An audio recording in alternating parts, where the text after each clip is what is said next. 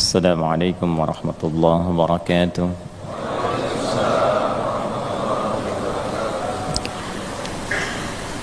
Alhamdulillahi wa kafa.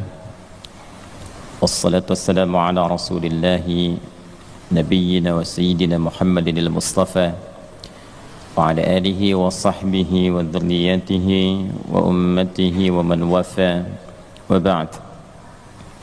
فيا عباد الله أحباب الله وأحباب رسوله صلى الله عليه وسلم أوصي نفسي وإياكم بتقوى الله فقد فاز المتقون فلا تموتن إلا وأنتم مسلمون فقال تعالى يا أيها الذين آمنوا اتقوا الله حق تقاته ولا تموتن إلا وأنتم مسلمون.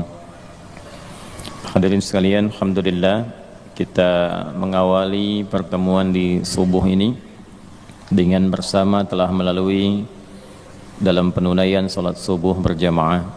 Semoga salat kita diterima oleh Allah Subhanahu wa taala. Semoga subuh ini kita digolongkan ke dalam salah satu yang disebutkan oleh doa Nabi sallallahu alaihi wasallam agar seluruh umat Rasulullah SAW diberkahi di awal berkegiatan di subuhnya. Dalam rangka untuk mendapatkan keberkahan itu, di antaranya penting kita menjemputnya dengan ikhtiar. Ada yang sifatnya anugerah pemberian dari Allah Subhanahu wa taala dihasilkan, ada yang dari doa, mungkin orang tua mendoakan, tetangga mendoakan, kerabat mendoakan, itu bagian dari ikhtiar. Ada yang ikhtiarnya bersumber dari diri kita pribadi dengan menyiapkan agenda-agenda yang baik dan diniatkan untuk mendapatkan ridha Allah Subhanahu wa taala, itu bagian dari ikhtiar. Ikhtiar bekerja, kita menyiapkan ilmunya, kemudian kita petakan agendanya, apa yang mau dikerjakannya. Setelah itu kita bertawakal kepada Allah. Nah, sifat yang pertama itu ikhtiar. Fa idza faraghta fansab wa ila rabbika farghab. Nah, dalam Islam sebelum kita tidur itu ada dua sunnah yang sangat menarik. Sunnah pertama adalah sunnah muhasabah, sunnah mengevaluasi diri sebelum kita tidur. Nah, karena itu diajarkan sebelumnya kita beristighfar pada Allah Subhanahu wa taala. Nabi bahkan contohkan sallallahu alaihi wasallam 70 sampai 100 kali itu beristighfar. Nah, bilangan ini sebetulnya bilangan untuk melatih ketersambungan hati dengan lisan. Sama dengan zikir kita ba'da salat itu, ya, subhanallah, alhamdulillah, Allahu akbar, kan 33 kali itu. Maksudnya 33 kali itu diantara hikmahnya, dari sekian bilangan itu nanti ada yang terkoneksi antara lisan dengan hatinya. Jadi zikir itu bukan hanya di lisan, ya, basah lisan itu bagus, tapi basahnya lisan itu nanti diiringi dengan ketersambungan kepada hati, kepada jiwa. Nah, ini yang nyambung, karena itu disebut zikir. Zikir itu kan terkoneksi, ingat itu tersambung. Itu yang dimaksud Quran surah ke-4 An-Nisa di ayat 103. فَإِذَا قَضَيْتُمُ الصَّلَاةَ فَاذْكُرُوا اللَّهَ قِيَامًا وَقُعُودًا وَعَلَى جُنُوبِكُمْ. Maka jika anda telah tuntas mengerjakan salat, segeralah berzikir untuk mengoneksikan anda dengan Allah. Karena itu ibadahnya disebut salat, ya, seakar dengan kata silah, sesuatu yang tersambung erat, kuat. Secara bahasa disebut juga dengan ad-du'a. Kalau ngaji fiqh tentang bab salat, itu terjemah awalnya as-salatu fil lughati ad-du'a. Salat menurut bahasa doa. Kenapa doa dinamakan dengan salat? Karena saat berdoa itu kita tersambung kepada Allah. Karena itu kalau ingin cepat dikabulkan doanya, maka antara lisan dengan hati mesti nyambung. Jangan lisannya baca A, hatinya ke B, ya kan? Doanya minta lulus ujian, tapi hatinya berpikir kredit cicilan, kan repot tuh. Nah, jadi mesti nyambung. Oleh karena itu dalam sholat dilatih tersambung dulu, sehingga seluruh bacaan terkoneksi, doanya terkabul. Itu yang menjadikan seluruh nabi dan rasul itu diperintahkan sholat, dan dalam sholat mereka berdoa. Nabi Zakaria kan dikabulkan doanya saat salat.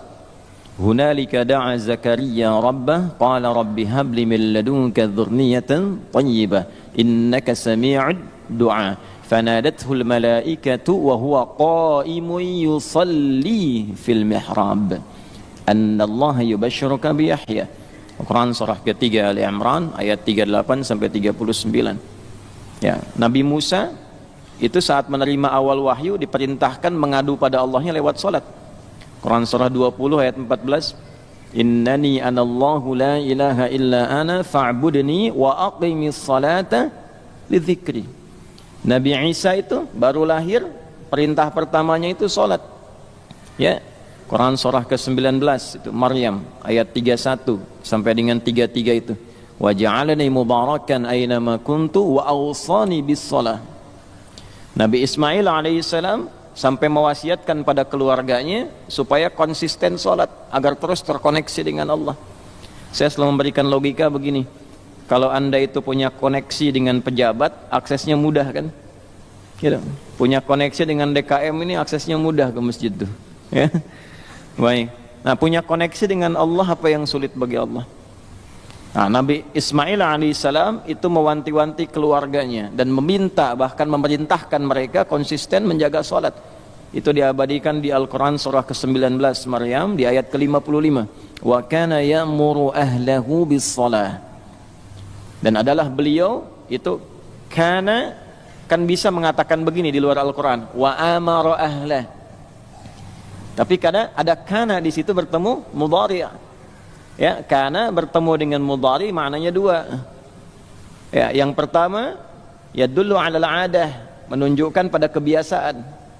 Jadi Nabi Ismail itu terbiasa meminta keluarganya mengingatkan supaya jaga salat. Nah, itu bagi orang tua muslim jadi teladan. Orang tua harus punya kebiasaan mengingatkan anaknya supaya menjaga salat. Nah, karena di situ ahlah itu menunjuk pada setiap personnya. Kan keluarga itu ada 4 dalam bahasa Arab. Ya. 1 ailatun, 2 usratun, 3 alun, 4 ahlun. Tuh. Ailatun sifat saling mendukung dari kata aul. Kalau sudah berkeluarga harus saling mendukung, mensupport, mendorong, membantu. Nah, jangan bertikai di lingkungan keluarga. Karena itu pertentangan, perselisihan, permusuhan di lingkungan keluarga itu diantara yang paling tidak disukai oleh Allah dan Rasulnya. Ya, silaturahim itu kan ayat keluarga di An-Nisa ayat pertama yang sering disatukan dalam 3 ayat kan dalam kesempatan Jumat itu. Ali Imran itu, kemudian An-Nisa, satu lagi di surat yang ke-33 Al-Ahzab di penghujungnya, kan? Yang di An-Nisa ayat pertama, ya ayyuhan nasu taqu rabbakumul ladzi khalaqakum min nafsin wahidah wa khalaqa minha zawjaha wa batta minhuma rijalan katsiran wa nisaa wattaqullaha alladzi tasaaluna bihi wal arham. Nah, jadi dan ulul arham itu kan yang pertama keluarga inti. Menyambungkan arham, menyambungkan silah. Ya, terkoneksi dengan kuat di antara bagian keluarga itu bagian dari ketakwaan. Mafhum mukhalafahnya apa? Ya, mafhum mukhalafahnya pengertian terbaliknya memutus rahim, memutus hubungan kekeluargaan itu termasuk dari penyimpangan terhadap nilai takwa. Nah, itu mesti hati-hati. Karena itu wasiat para nabi itu sebelum meninggal itu menyatukan keluarganya dulu, bukan dalam masalah harta. Awas, hati-hati itu. Ya. Ada 3 dosa bertumpuk diantaranya pada orang-orang yang rebutan warisan sampai tercerai-berai. Itu pelanggarannya 3 dan termasuk pada kategori dosa besar itu. Ya, rebutan warisan sampai bertengkar sampai memutus hubungan silaturahim. Karena itu orang tua dalam hidup satukan, ingatkan sholat, bahkan sebelum meninggal harus dipastikan itu.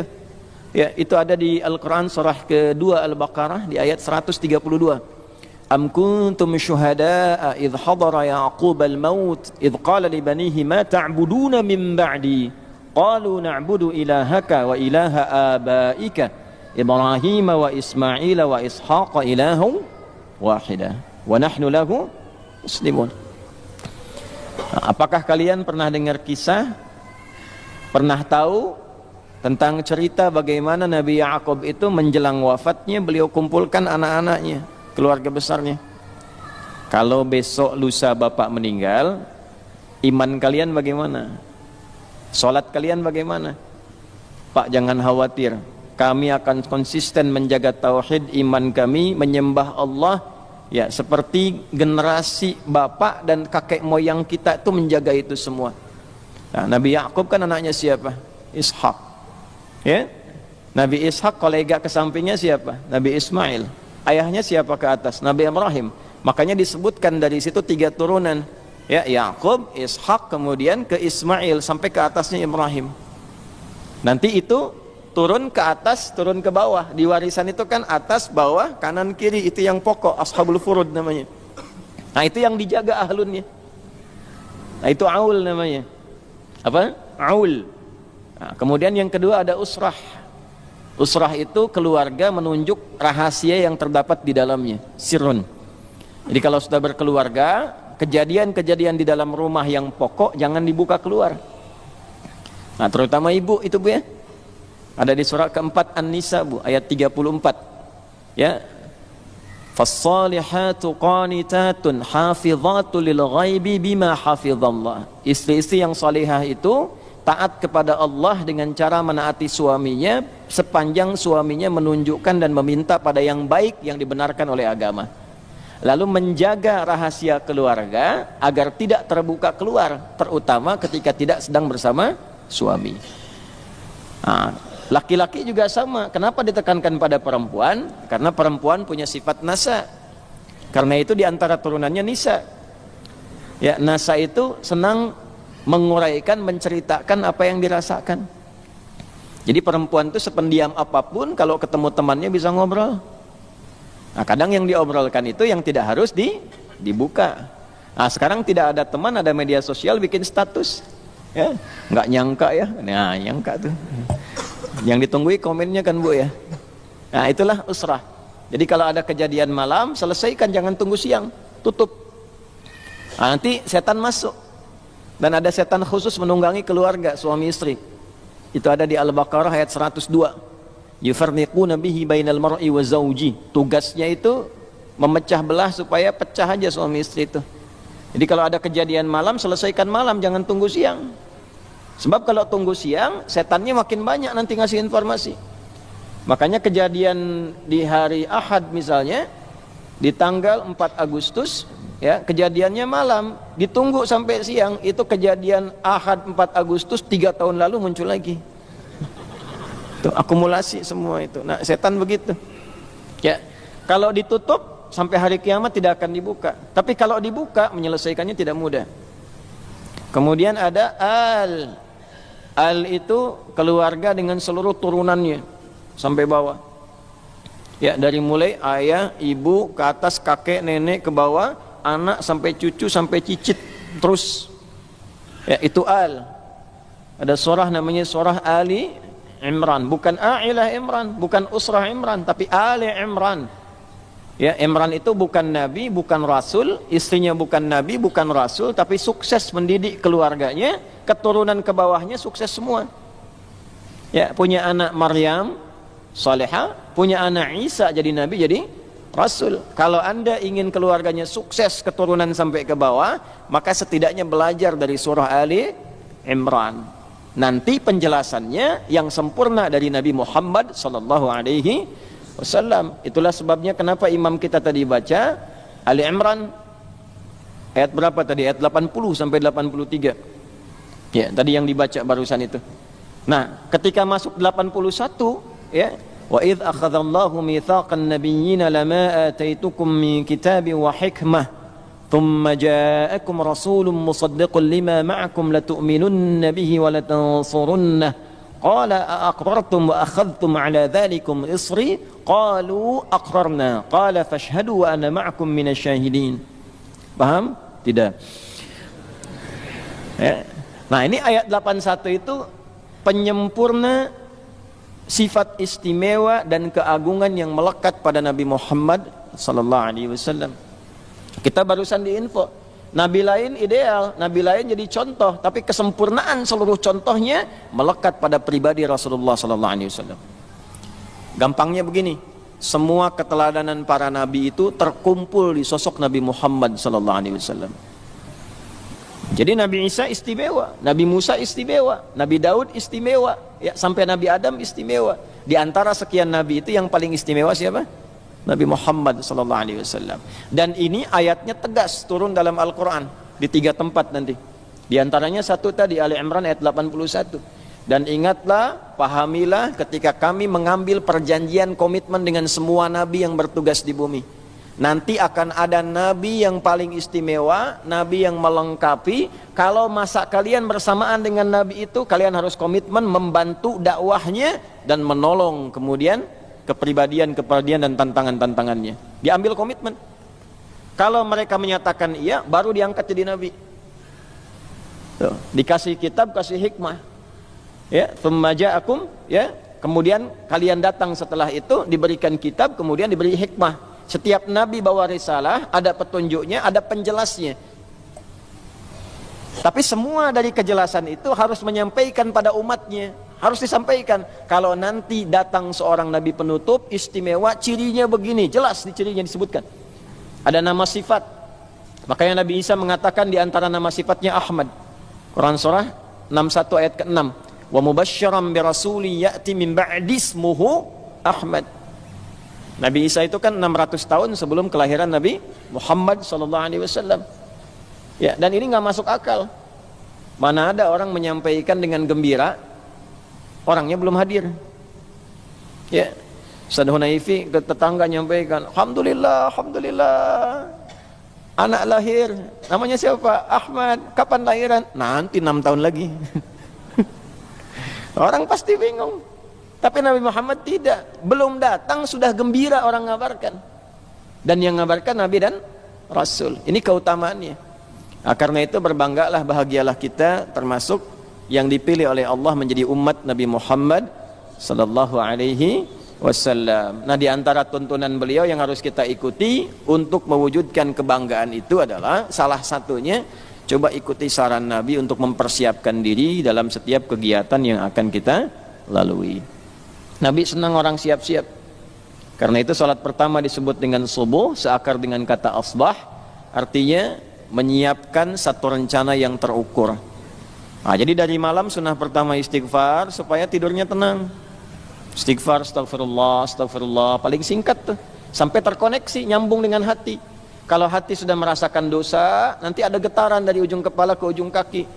Terasa mata salah apa saja, telinga salah apa, sampai ke kaki. Setelah itu berlinang air mata, tenang hatinya. Saat tidurnya sudah tenang, enak. Nah, itu diantara sunnah. Yang kedua, menyiapkan untuk pekerjaan besok. Itu bagian dari takwa. Ya ayyuhalladzina amanu taqullaha wal tanzur nafsum ma qaddamat liqad. Siapkan. Sampai ini kira-kira Allah ridha enggak sampai kiamat. Di situ kan sampai kiamat.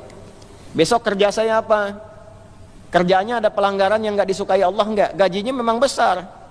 Tapi maksiatnya juga tinggi. Gaji 100 juta sebulan. Cuman sholat gak bisa dikerjakan. Jumatan izin. Dengan gaji 1 juta, tapi sholat nikmat, bisa hafal Quran, bisa Jumatan enak, sab pertama. Pilih mana coba? Oh. Ya kan? Nah, itu persoalannya tuh. Rukun iman kan 6, 1 sampai 5 lulus, yang ke-6-nya bermasalah. Ya, padahal kan rezeki itu bagian dari qada dan qadar. Walladzi qaddara fahada. Udah dihitung oleh Allah tuh jelas, presisi. Ya, sempurna. Si fulan sekian sampai meninggal sekian, tinggal ikhtiar keluar. Kok bisa ditukar dengan Jumat? Ditukar dengan sholat. Nah, makanya dari malam tuh disiapkan, zikir dulu, disiapkan, dikuatkan. Besok setelah siap rencana, datang dalam subuh, sholat, mintalah taufik dari Allah supaya diberkahi pekerjaannya. Dalam sujud minta dimudahkan, dilindungi, diberkahi. Itu maksudnya awal kita menunaikan sholat subuh. Nah, dilakukan enggak? Apa cuma datang, sholat sunnah, sholat 2 rakaat, setelah itu pulang? Pahala dapat, insya Allah sesuai dengan keikhlasan. Rukun selesai, kewajiban hilang. Tapi berkah dunianya ada enggak? Kan Nabi selalu mendoakan tuh, Allahumma barik fi ummati fi bukuriha. Ya Allah, berkahi umatku dalam setiap awal aktivitasnya.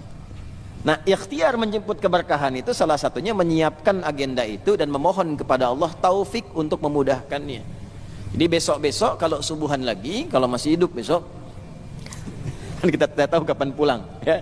Besok kalau subuhan lagi, malam istighfar, siapkan agenda nih. Ya Allah, besok tulis satu-satu, saya kuliah nanti jam berapa, mata kuliahnya apa, malam dibaca disiapkan, agenda seperti apa, besok saya kerja bagaimana, apa yang akan saya kerjakan. Setelah kemudian selesai, bangun subuh-subuh, ingat agenda itu, dalam sholat kita bertakbir biasa sampai selesai, sujud minta kemudahan, selesai sholat berdoa yang kita lafadzkan. Kalau dalam sujud kan gak kita lafadzkan, dalam hati kita hadirkan. Ba'da sholat kita minta. Nah, maksudnya begitu. Kalau tiap hari dilakukan begitu, silahkan lihat perbedaannya. Nah, ini diantara ilmu yang harus kita banyak viralkan dan kita perdalam kembali. Ya, apa kaitan subuh ke zuhur? Kenapa namanya zuhur? Padahal kan siang itu bahasa Arabnya nahar. Kenapa bukan sholat nahar? Sore itu masa. Kenapa sholatnya asar? Ya, kenapa maghrib? Malam itu lail, kok sholatnya isya? Nah, semua itu tersambung, ada maknanya semua. Nah, karena itu nanti satu waktu kita ngajinya agak sedikit lebih dalam, kemudian kitab-kitabnya bisa ditunjukkan sehingga koneksi kita juga ada kekayaan dalam referensi dan menambah wawasan insyaallah. Nah, untuk itu kita antarkan dulu sebelum ngaji ke kitab-kitab pokok, kitab induk, kita antarkan dengan adabnya dulu. Hari ini insyaallah kita akan masuki masih di halaman ke-17, ya. Halaman ke-17 di paragraf yang keempat, waqala Aliyun, yang sudah ada kopiannya, ya silahkan dibuka halaman 17, ya paragraf kedua dari bawah tuh, waqala Aliyun. Ada? Baik, yang belum ada disimak ya, diikuti insyaallah. Ini bagian terakhir di keutamaan, selanjutnya nanti kita akan masuk kepada teknis, ya. Di kitab ini dibagi dua, satu motivasi, yang kedua bab teknis implementasi. Motivasi itu begini maksudnya, setiap kita itu kalau ingin semangat mengerjakan sesuatu, harus ada faktor yang mendorong kita untuk memotivasi mengerjakan itu dengan baik. Anda kalau nggak punya motivasi nggak akan datang ke sini. Apa tujuannya ke sini? Kan pengajian banyak, di tempat lain juga ada di hari yang sama. Kenapa datang ke sini? Ada motivasinya kan? Nah, menuntut ilmu juga begitu, seperti mencari harta. Ya, bahkan harus lebih daripada itu, karena rumus Imam Syafi'i itu sederhana. Man arada dunya fa'alaihi bil ilmi, wa man arada al-akhirata fa'alaihi bil ilmi, wa man arada huma fa'alaihi bil ilmi. Kalau pengen dunia, pakai ilmu. Makanya semakin tinggi ilmu, dunia semakin cepat datangnya. S1 dengan S2 gajinya beda enggak? Beda, fasilitas tidak sama. S3 tambah lagi, gaji pasti naik sendiri.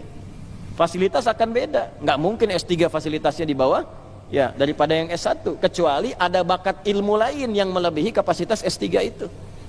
Ya, jadi kadarnya ilmu. Pengen nambah silahkan, akhirat pun pakai ilmu, nggak pakai ilmu batal. Sholat subuh barusan nggak pakai ilmu batal, karena nggak ada ilmunya 3 rakaat, ya kan? Walaupun siap-siap dari tengah malam, kan repot tuh. Kalau pengen keduanya, nah ini yang ideal, dunia akhirat dapat pakai ilmu juga. Bagaimana caranya dunia akhirat dapat? Ya, kalau tidak tahu ilmunya repot sendiri. Ya, misal nih, ini antum mau rapat, terbiasa duha nih, terbiasa duha, ada kondisi yang tidak memungkinkan duha karena rapat mendesak. Ya, rapatnya jam 9, ada waktu 5 menit lagi, 9 kurang 5. Saya tanya, ngejar rapat atau duha dulu? Oh, ya kan? Kasus kedua, ibu misalnya ibu dalam kondisi haid kan tidak sholat, ya kan? Tidak baca Quran. Nah, kalau tahu ilmu dengan tidak tahu ilmu itu ada perbedaan. Gimana status pahalanya ketika berhenti itu? Nah, dengan menggunakan satu hadis karena tahu ilmunya kita senang, dan dari ilmu itu kita persiapkan. Ya, perhatikan satu kalimat yang sangat indah. Ya, Nabi SAW pernah menyampaikan. Perhatikan kalimatnya. Saya permudah saja bahasanya ya. orang yang terbiasa melakukan satu amalan kebaikan, lalu dia mendapatkan uzur karena sakit atau karena safar, maka dia mendapatkan pahala yang sempurna, fakana alaihi ya muqiman sahihan, seperti orang yang mukim dan dalam keadaan sehatnya. Perhatikan kalimatnya, idza maridal abdu aw safar kutiba lahu mithla ma kana alaihi muqiman sahihan. Atau kama qala Rasulullah sallallahu alaihi wasallam. Kalau ada seorang sakit atau safar, atau pakai ilmu qiyas, dikiaskan kepada kondisi sakit dan safar, dan tidak memungkinkan mengerjakan amalan rutinnya, maka tetap dituliskan pahalanya dalam kondisi sakit atau safar atau yang semakna dengan dua hal tadi. Misal, antum biasa ke masjid nih, biasa ke masjid, pahalanya kan beda dengan tidak ke masjid. Satu kali sakit, nggak bisa ke masjid, itu pahala sholat yang dikerjakan di rumah nilainya sama dengan yang di masjid, karena rutinnya, karena kebiasaan ke masjid ya. Tapi kalau nggak biasa ya tetap kembali kepada sholat yang munfarid. Sama ibu begitu bu, dalam keadaan ibu misalnya suci, diperbanyak nih, baca Qurannya perbanyak, tahajudnya, duhanya, sunnahnya. Itu dalam keadaan haidnya dituliskan pahala rutinnya. Jadi walaupun nggak ngaji, pahala ngajinya ada ya. Makanya dibanyakin bu amal soleh dalam keadaan suci, sebab kalau sudah monofos, sudah berhenti, kembali seperti normalnya biasa yang lain. Banyakin ya, alhamdulillah ya, walaupun nggak ngaji dapat pahala, belum tentu. Kalau dalam keadaan sucinya tidak ngaji ya. Sama antum sering sholat duha satu kali, kondisi mendesak, tidak bisa dikerjakan karena tadi ada kondisi sosial yang sangat mendesak, dikiaskan kepada orang sakit yang tak mampu, dikiaskan pada orang safar, maka pahala duhanya tetap dapat. Nah kalau tahu ilmu ini tidak akan memaksakan duha ya, karena pahala dapat. Apalagi misalnya dalam safar, terbiasa sholat sunnah kan, mau safar panjang nih ya, kemudian transit di bandara, bahkan berangkatnya siang ya, zuhur, ba'da zuhur tepat 12:30 ya, nyampainya misalnya ke tujuan itu bisa jam 5 di jamaah kan, hadiahnya kosor kan, 2-2 ya. Nah, antum kerjakan zuhur 2, asar 2, ditarik kemudian takdim ke zuhur, masih sholat sunnah nggak? Oh jangan terlampau soleh. Oh yang fardu aja dikurangi, dengan tuh mau tambah lagi.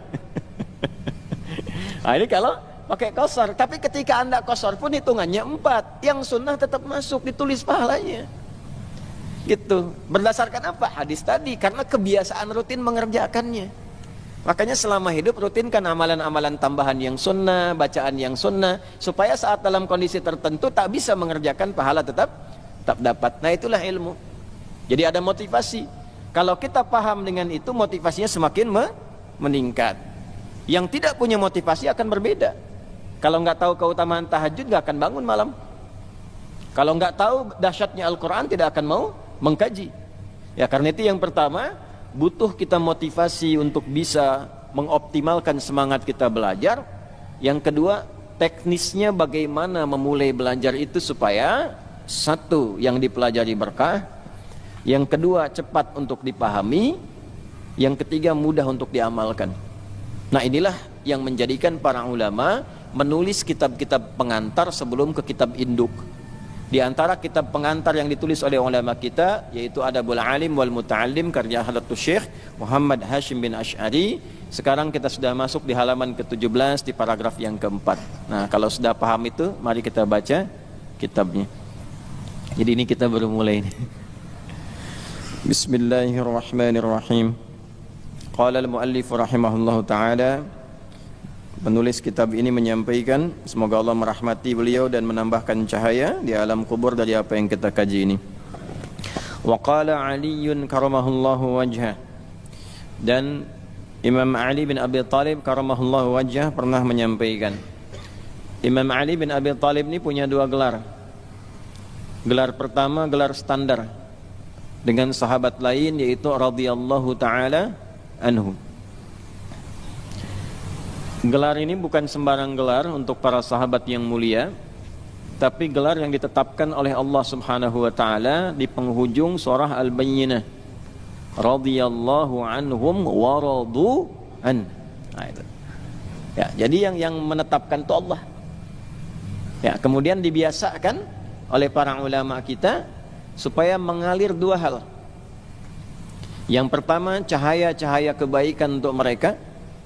Jadi ketika kita menyebutkan radhiyallahu anhu, radhiyallahu anha, radhiyallahu anhum, nah itu cahaya mengalir. Wah, kalau ke sahabat kan nggak mungkin kita bilang Allahumma ighfir lahum, keterlaluan. Oh, mereka sudah terampuni kok. Kita bilang Allahumma ighfir lahum. Kita kan yang masih belum jelas tuh. Ya. Antum ziarah ke Baqi di makamnya Utsman mengatakan Allahumma ighfir lahu. Ah, keterlaluan antum. Kurang adab itu. Itu kan sahabat Nabi. Ya, menantu Nabi, ya Dzunnurain, orang yang punya dua cahaya dijamin surga. Antum bilang ya Allah ampuni dia. Ya, beda adabnya. Makanya kalau ke kiai, ke ulama yang benar-benar aulia illahi salihin, kemudian ke para sahabat ziarah, itu bahasanya sudah beda. Allahumma zidlahum nura, ya Allah tambahkan cahaya bagi mereka. Allahumma zidlahum rahmatak wa alhiqna ma'ahum fis salihin, sertakan kami dalam kesolehan mereka itu. Ah, gitu caranya. Makanya pakai ilmu. Kalau ke Uhud ke Allahumma ighfir lahum. Uhud itu jamin masuk surga. Ya. Allahumma ighfir lahum, ya Allah ampuni mereka. Ya, Nabi kan mengajarkan, iya Nabi ngajarin bagaimana ngajarinnya untuk siapa, itu ada detailnya. Di fikih itu ada begitu. Ya, ini doa untuk siapa? Yang Allahumma ighfir lahu warhamhu wa'afi wa, itu standarnya siapa? Buat siapa diajarkannya? Kalau Nabi dari Nabi ke sahabat, iya karena levelnya tinggi ke rendah. Nah kalau kita kan rendah ke tinggi, ya. Ya, minal adna ilal a'la, masa mintanya Allahumma ighfir lahum. Ya, nanti ada penempatannya. Ya, ada memang detail-detail dalam fikih itu yang ngajinya kita mesti agak sedikit dalami gitu ya. Nah, yang pertama radhiyallahu anhum wa radu an. Jadi mereka ridha dengan semua apa yang Allah tetapkan, Allah pun ridha dengan mereka. Ya, makanya saat pulangnya pun kalimatnya disebutkan lagi. Ini yang kita ikuti. Ya, itu nanti tafsirnya ada di surah 89 Al-Fajr. Ya, di ayat ke-27 sampai 30. Ya ayyatuhan nafsul mutmainnah irji'i ila rabbiki radiyatan mardiyah. Radiyah mardiyah. Jadi buat sahabat radhiyallahu anhum wa radu'an, kalau kita pengen ikuti sifatnya. Bagaimana supaya diridhai oleh Allah, ya? Supaya Allah ridha dengan kita semua, saat pulang pun sifat jiwa kita punya sifat meridhai dan diridhai. Maka ikuti pola sahabat. Ya, mereka semua gerak kehidupannya itu memastikan Allah ridha atau tidak. Nah, karena itu memandang pun mereka hati-hati. Pandangannya Allah ridha enggak? Mendengarnya hati-hati, Allah ridha atau tidak? Jabatan itu dilihat, Allah ridha atau tidak? Nah, ini bukan perkara mendapatkan jabatannya, ridha enggak? Itu pernah ada musyawarah di antara sahabat dalam kepemimpinan. Ya, kalau kita ilustrasikanlah dari pojok sana sampai pojok sana tuh. Ya, itu kandidatnya semua tuh. Begitu satu ditawarkan, bagaimana antum? Ya, kalau bahasa kita lah, ya. Ah, saya masih kurang, teman saya aja. Bagaimana Anda? Tunjuk sampai ke pojok tuh. Ya, makanya yang paling sial yang paling pojok karena nggak ada yang ditunjuk lagi gitu. Ya, itu sial tuh dalam gambaran komunikasi ya. Jangan dipotong tuh kata-katanya tuh. Ya, dalam gambaran komunikasi karena ini harapannya tidak ingin diterima oleh yang bersangkutan, yang lain saja. Karena itu kalimat pertama yang keluar, inna lillahi wa inna ilaihi. Nah, tawakal sama Allah. Allah kalau sudah tetapkan semua kembali pada Allah, semua kemudian akan ditolong oleh Allah. Maka cara kita supaya ditolong Allah, ikuti petunjuk Allahnya apa. Wah, ini dilantiknya inna lillahi wa inna ilaihi rajiun, tapi kelakuan menyimpang dari kalimat itu. Hah? Nah, ini kan problem. Hati-hati loh pejabat tuh. Ya, kan disumpahnya pakai Al-Qur'an yang muslim tuh. Hujjatan lahu aw alaihi. Itu akan jadi hujjah di hari kiamat yang menguatkan ia pada kebaikan atau juga menjadi saksi pada keburukannya yang menguatkan hukuman saat di akhirat saat kembali. Ya, mesti hati-hati. Nah, jadi kalau hidup kita itu ingin di akhir hidupnya dipanggil oleh Allah, saya ridha dengan amalmu, engkau pun ridha denganku. Fadkhuli fi ibadi wadkhuli jannati, itu kuncinya. Nah, kalau sudah Allah ridha, itu surga dibentangkan sebelum meninggal. Makanya meninggalnya tuh ada yang senyum, lihat. Ya, pamitan dulu gitu. Oh, drone sudah di atas kok. Ya, masih sempat pamitan, nguatkan ibunya, nguatkan temannya. Samihuni ikhwani, samihuni ahbabi. Teman-teman maafin saya ya, yang saya cintai ibu, maafin ya, sabar. Mudah-mudahan Allah ridho. Besok-besok saya jadi syafaat untuk keluarga. Nidron sudah di atas. Ya, mudah-mudahan ridho. Ya Allah, maafkan saya. Biasa. Dah, pulang. Ya, ada orang-orang yang saat ngajar, saat tilawah, saat sujud pulangnya senyum. Karena apa? Itu kan dalam sakaratul maut ditampakkan hasil kebiasaannya. Kalau kebiasaannya ngaji, nanti pahala dari ngajinya ditampakkan. Kebiasaannya sholat, pahala dari sholat itu ditampakkan. Makanya ketika pulang dipanggilnya dengan nafsul mutmainnah, jiwa yang tenang terbiasa ibadah. Mutmainnah itu nama yang melekat dari sifat tuma'ninah. Tuma'ninah itu adalah ketenangan yang dilahirkan dari ibadah. Beda kalau di keluarga, ketenangan yang lahir dari masalah di keluarga namanya sakinah. Ketenangan yang lahir dari ibadah namanya tuma'ninah. Ya, Anda ruku, kata Nabi, hatta tatma'inna raqi'an, sampai jangan dulu bangkit sampai rukunya tuma'ninah. Jadi ruku ya, rasakan tenang dulu hasil dari ruku. Setelah tenang nyaman baru bangkit. Sujud juga begitu, tenang dulu dari sujud, setelah tenang baru bangkit. Nah, ketenangan yang dilahirkan dari doa dan ibadah itu tuma'ninah. Kalau terbiasa ibadah sampai terbawa dalam keseharian tenang, ya, mohon maaf, di jalan macet misalnya, tenang, Allah maunya apa nih dari macet ini? Alhamdulillah bisa baca, alhamdulillah bisa murajaah Al-Quran, alhamdulillah bisa tahu kondisi. Nah, itu menunjukkan bahwa ada pengaruh yang positif hasil dari ibadahnya. Kalau dibawa sampai dengan wafat, maka berubah nanti menjadi sifat bagi jiwa. Dari tuma'ninah menjadi sifat kepada jiwa mutmainnah. Maka dipanggillah dengan sifat itu saat pulang. Ya ayyatuhan nafsul mutmainnah. Jadi itu panggilan yang hanya melekat kepada orang ahli ibadah. Kalau enggak ibadah enggak akan dipanggil. Enggak akan ada panggilan mutmainnah itu enggak ada. Walaupun ibu namanya mutmainnah enggak akan dipanggil. Pulang gitu aja tuh. Malaikat malah saking keselnya mengatakan begini, akhriju anfusakum, keluar, susah banget keluarnya katanya. Tarik, ulur begitu tuh. Ya. Nah, jadi kalau kita ingin mendapatkan sifat ridha Allah, yang pertama jaga ibadah. Yang kedua jaga akhlak. Akhlak. Itu pembuktian ibadah itu pada akhlak. Kama arsalna fikum rasulan minkum yatlu alaikum ayatina wa yuzakkikum. Di benarnya ibadah antum itu akan terlihat pada akhlaknya. Ya, salat itu apa pembuktiannya? Tanha 'anil fahsya wal munkar. Inna salata tanha 'anil fahsya wal munkar. Nah, fahsya wal munkar itu kalau bisa dihindari, ya, itu adalah akhlak perwujudannya. Jadi kalau kita sudah bisa menunjukkan itu, nanti ada pengaruh kepada jiwa, terbawa sampai dengan meninggal, disifatilah dengan amalan yang diridhoi oleh Allah, dan kita pun akan ridha pada pemberian Allah saat ditampakkan di dalam sakaratul maut. Ya. Ya ayyatuhan nafsul mutmainnah, irji'i ila rabbika radiyatan mardiyah, fadkhuli fi ibadi. Dengan sifat ibadahnya disebut ibad. Wadkhuli nanti ditampakkan surganya. Maka meninggal dalam keadaan senyum karena melihat surga yang ditampakkan. Sahabat sebelum meninggal sudah disifati radhiyallahu anhum wa radu an, lebih tinggi nilainya dengan radiyatan mardiyah. Nah, makanya kalau lebih tinggi di atas kita, maka sifat kita itu meneladani. Doanya mengantarkan rahmat. Nah, itu bagian pertama radhiyallahu, ya. Jadi kalau ada yang laki-laki anhu, kalau perempuan anha, kalau banyak anhum. Ya, kalau bapak anak itu anhuma. Biasanya depannya kuncinya ibnu. Ya, an ibni Abbas, an ibni Umar radhiyallahu taala anhuma. Kalau huma bonusnya satu lagi. Mengalir pahala lagi untuk ayahnya dan ibunya, orang tuanya. Misal Ibnu Abbas itu kan dididik oleh ayahnya pedagang, sibuknya luar biasa, tapi dia pengen satu dari keluarganya jadi ahli ilmu yang mewarisi ilmunya Nabi SAW. Maka dari kecil disimpan di majlisnya Nabi, titipin sama ibunya Ummu Fudail. Ya, tolong yang ini Abdullah ini siapin supaya jadi alim ke depan, ke majlis Nabi. Simpan, nanti bawa lagi, simpan, bawa lagi, sampai Nabi meninggal beliau masih remaja, kisaran usia 13-14 tahun. Ya, sudah hafal 2000 hadis.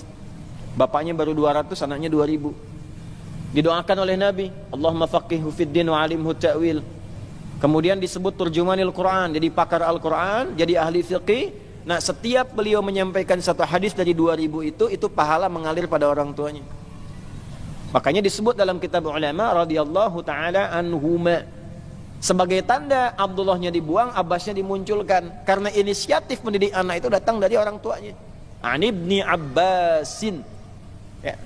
Nah, ilmunya dipakai, dalam ilmu sanad dipakai sebagai inspirasi. Kalau bapak ibu menyekolahkan anak ke pesantren, doanya dari ibu, dari bapak disiapkan yang halal, anak itu jadi ulama kemudian hari, hafal Quran, hafal hadis. Setiap dia menyampaikan sesuatu, bapak ibu dapat transferan pahalanya. Jangankan jadi alim, dia sekarang baca Quran, bapak ibu positif tuh, kirimkan yang halal, ibu doakan. Dia baca Quran, pahala mengalir pada ibu. Nah, itulah keuntungannya begitu. Makanya cari sekolah-sekolah Islam, ya, cari pesantren-pesantren yang baik, yang ada Qurannya, ada sholatnya, supaya pahala mengalir. Hukum itu gimana niatnya? Innamal a'malu bin. Kalau orang tua niatkan dunia, bapak ibu dapat dunia. Itu aja sederhana. Di dunia yusibuha. Sekolahkan anak ke tempat favorit, kursusnya bahasanya bahasa asing, silakan perbanyak. Jadi sesuatu, jadi direktur, membanggakan anak, bangga. Urusan apa? Dunia. Anda di servis, iya, urusan apa? Dunia. Selesai dunia, selesai. Akhirat bagaimana? Ya. Pilih dunia apa akhirat? Pilih dua-duanya. Kan doanya Rabbana atina fid dunya hasanah wa fil akhirati hasanah wa qina adzab.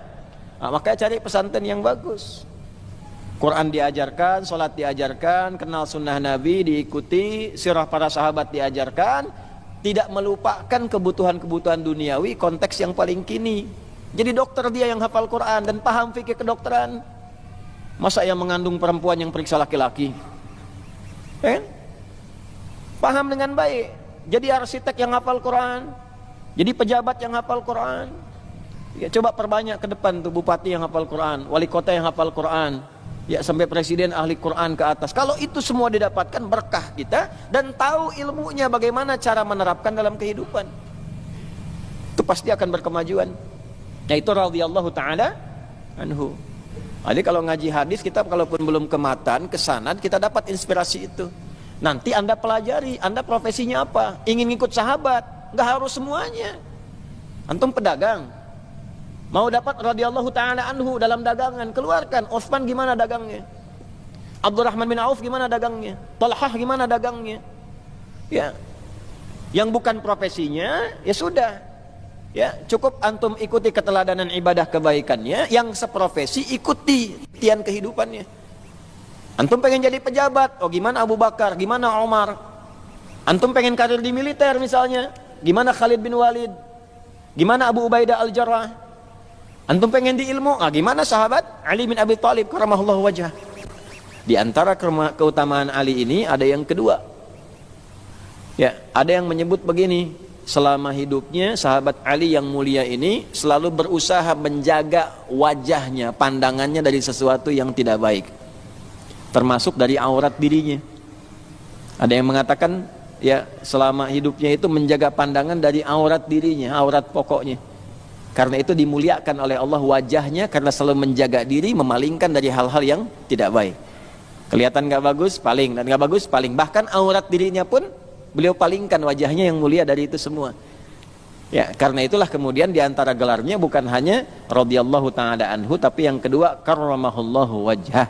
Allah telah muliakan wajahnya selama berkehidupan. Tapi tetap tidak mengangkat beliau dari derajatnya sebagai sahabat dan menantu Nabi yang mulia. Nah, jadi jangan sampai ada kemuliaan di atas sahabat yang lain dalam satu hal yang utama misalnya, lalu mengangkat beliau pada status melebihi statusnya. Sampai ada yang mengatakan dalam satu sekte begini, oh malaikat Jibril salah ngasih wahyu, harusnya ke Ali katanya, bukan ke Nabi Muhammad. Itu keterlaluan tuh. Ya, Ali kalau tahu itu langsung hukum mati sama Ali itu. Ya, pernah dengar beliau dikultuskan tuh langsung dikumpulkan eksekusi. Karena ini akan jadi benalu di kemudian hari gitu. Nah, itu Ali bin Abi Thalib. Nah, ini kalau ingin ikuti beliau, kenapa yang ditampilkan sahabat Ali, inilah detilnya salah satu keutamaan Syekh Hashim. Ya, kalau ingin jadi penuntut ilmu yang baik, ilmunya berkah seperti Sayyidina Ali bin Abi Thalib, menguasai banyak bidang. Ya, beliau tuh paham dan sangat tajam akalnya sampai di bidang hitungan. Ada kitab yang suka baca kitab namanya Tafsir Al-Jawahir, karya Syekh Tantawi Jauhari. Ada kurang lebih 5 jilid besar-besar, gini kurang lebih besar jilidnya itu. Nanti ada Lataif jilid terakhir, itu menyampaikan kisah-kisah nyata yang penyelesaiannya saat kasus terjadi, penyelesaiannya menggunakan pendekatan Al-Quran.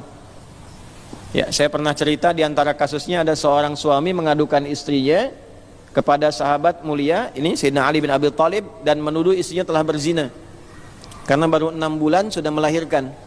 Maka diadukan, ini nggak normal katanya, kok 6 bulan sudah lahiran, nuduh zina.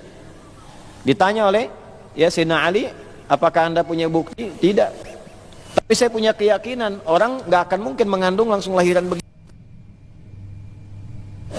Lalu dipanggil istrinya, ditanya, apakah anda berzina? Tidak ya Amirul Mukminin. Mau bersumpah? Mau ya Amirul Mukminin. Maka kata Ali bin Abi Thalib, ya sadaqat zaujuk, istrimu benar, atau kama qala. Dia protes, bagaimana bisa benar? Maka beliau kemudian mengatakan, apakah anda nggak paham dan nggak baca firman Allah Subhanahu wa taala? Maka dibacakanlah Quran surah Luqman surah 31 ayat ke-14.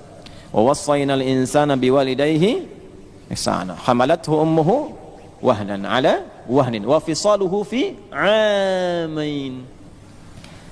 Allah menyampaikan, dengan segala keagunganku aku wasiatkan kepada setiap anak untuk berbakti kepada orang tuanya. Maka prioritaskan yang pertama ibumu, karena ia yang telah bersusah payah dari awal semenjak kelahiranmu, mengandung dengan keadaan yang tidak mudah. Setelah mengandung, lahiran masih harus memberikan ASI. Ya, fi amain. Kalau mau maksimal dalam 2 tahun. Itu Quran, Bu. Silahkan cek di medis, dalam teori kesehatan tuh, berapa lama waktu yang sempurna, yang ideal memberikan ASI. Allah menyampaikan lewat Al-Quran tuh 2 tahun, fi amain. Ditegaskan di Al-Baqarah ayat 233 nanti. Ya, baru disapih tuh 2 tahun itu, kalau ingin maksimal, ya. Lalu di surat Al-Ahqaf ayat ke-15 dengan pembuka yang sama, wa wassaynal insana biwalidayhi ihsana hamalathu ummuhu kurhan, ya, wa wada'athu kurhan. Lihat kalimatnya tuh, ya, berbaktilah kepada keluargamu, berbakti kepada kedua orang tuamu, hai anak, terutama ibumu yang mengandung kau itu tidak mudah, lalu melahirkanmu tidak mudah.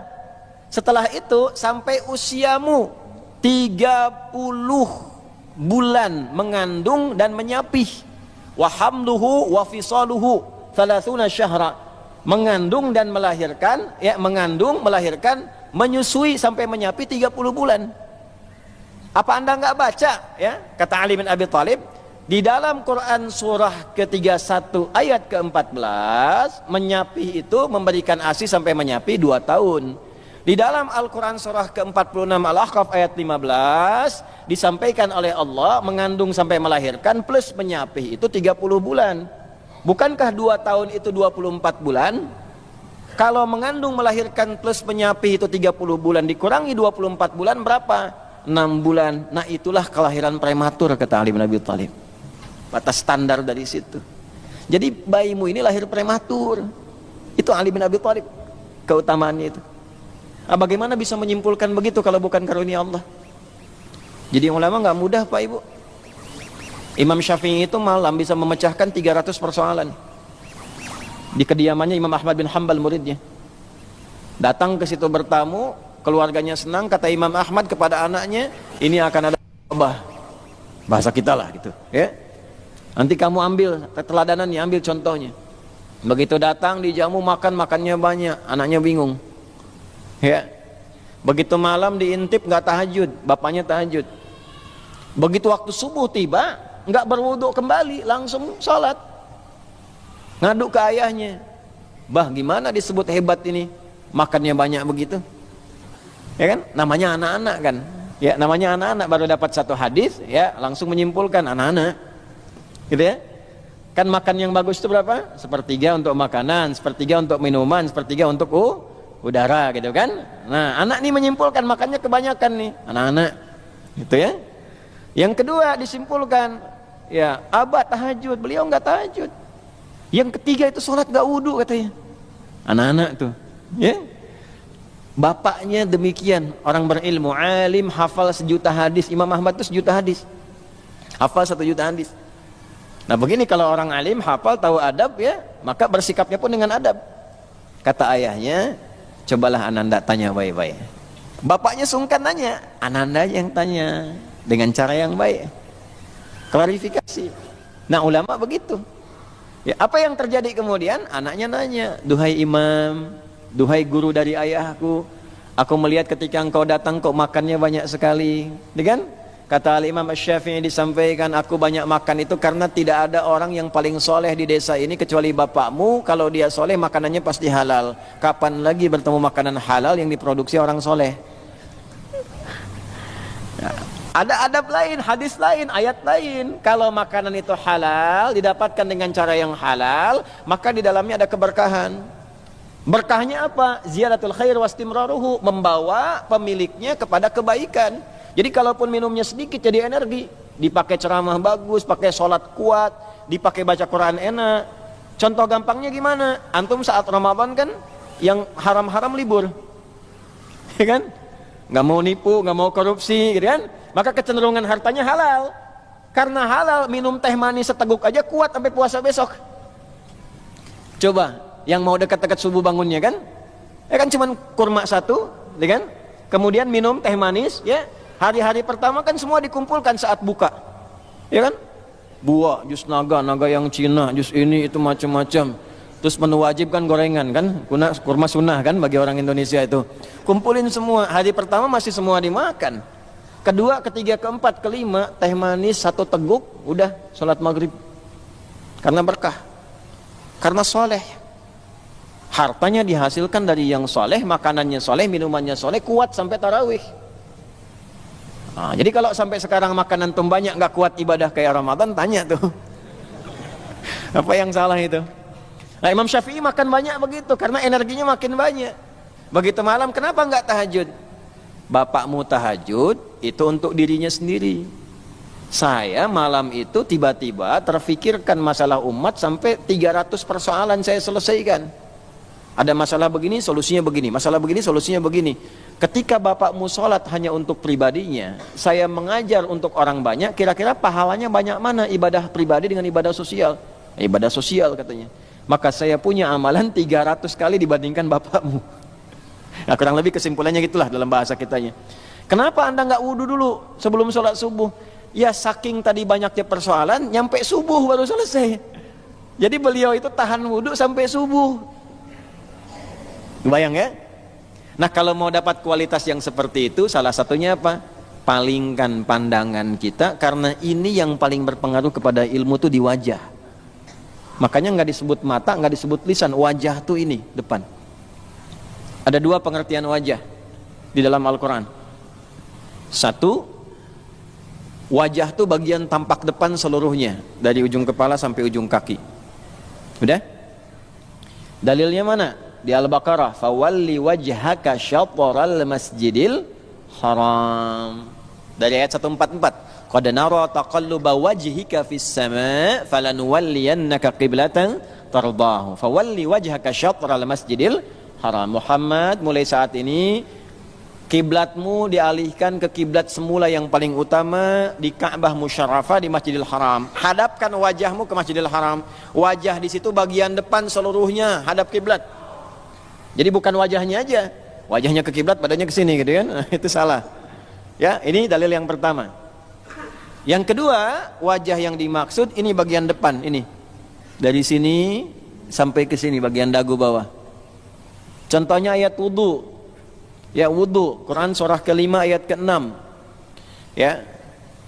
Ya ayyuhalladzina amanu idza qumtum ilas salati faghsilu wujuhakum wa aydiyakum ilal marafiq wamsahu biru'usikum wa arjulakum ilal ka'bain. Ini yang pokok 4 dibasuh.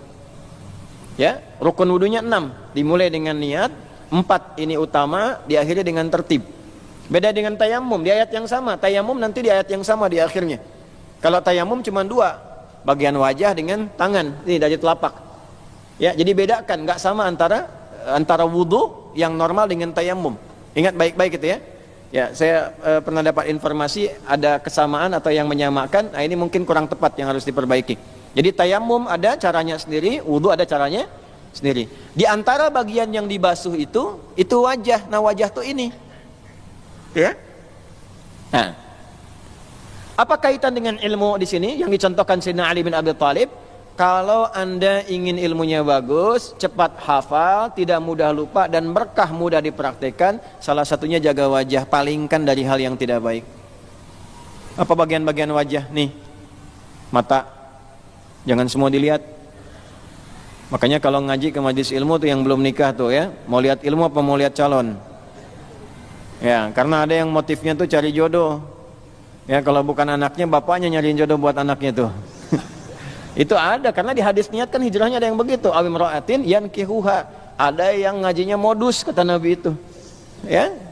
Ah, ini hati-hati nih, wajah, dengar. Ya, lisan. Lisan ini paling bahaya. Nanti kalau sudah masuk ke halaman 22, ini lisannya akan banyak disoal. Ini yang paling banyak mengurangi keberkahan ilmu. Apalagi nyoal-nyoal ulama nih. Pakai lisan itu. Ya, belum ngaji sudah bilang bid'ah sama gurunya misalnya. Ya, atau mencela sesamanya, itu hilang tuh kadar ilmunya. Itu bahaya. Nanti ada yang masuk ke level, ada yang masuk ke level tidak mencium bau surga. Padahal dia penuntut ilmu. Coba buka halaman 22 tuh. Maaf saya lompat tuh karena ngaji kita sudah kita baca ini. Nah ini nih, ada faslun halaman 22 sebelah kanan tuh. Coba untuk mengingatkan ya, mengingatkan. Bismillahirrahmanirrahim. Faslun jami'u ma dzukira min fadlil ilmi wa ahlihi innama huwa fi haqqil ulama al-'amilina bi ilmihim al-abrar al-muttaqin alladhina qasadu bihi wajhallahil karim wa zulfa ladaihi bi jannatin na'im la man qasada bihi. Diulangi, lihat, la man qasada bihi. Nah ini poinnya, lihat kalimatnya, i'radan dunyawiyyah min jahin aw malin aw mukatharatin fil atba' wat talamidz faqad ruwiya. Nah ini poinnya, faqad ruwiya 'anil nabiy sallallahu alaihi wasallam man talaba al-ilma liyujariya bihi al-ulama'a aw yumariya bihi as-sufaha'a aw yasrifa bihi wujuhan nasi adkhalahu Allahu fin nari. Rawahu Tirmidzi. Ya, faqad ruwiya, dan telah diriwayatkan. Nah, kalau sudah menggunakan ruwiya berarti ini sanadnya ini ya telah diketahui, disimpan sanad untuk mempercepat dan memperingkas tulisan, langsung disambungkan ke Nabi. Tapi dia muttasil. Jadi ada dua jenis. Kalau muttasil itu ada sifat sahihnya. Syarat hadis sahih 5. Mattasala isnaduhu binaqlil adid dhabiti anil adid dhabiti min ghairi syudzudin wala illatin qadihah. 5. Sanadnya bersambung. Yang kedua harus adil orangnya. Adil itu nanti ada definisinya. Yang ketiga dhabit, kekuatan hafalannya. Ya, kurang sedikit beda titik koma turun status hadis. Dari sahih bisa jadi hasan. Ya. Kemudian min ghairi syudzudin wala illah, 4 syudzud, 5 illah qadihah. Ya, ada aib-aib yang harus dihilangkan, spesifik, atau bertentangan dengan orang-orang baik yang selainnya dalam riwayat. 5 ini, kalau 5 ini terpenuhi, sahih hadisnya. Kalau sanad terputus itu bisa macam-macam munqati'. Bisa di awal, bisa di tengah, bisa di akhir. Bisa tengah-tengah hilang nih rawinya. Harusnya si fulan sampai ke Nabi.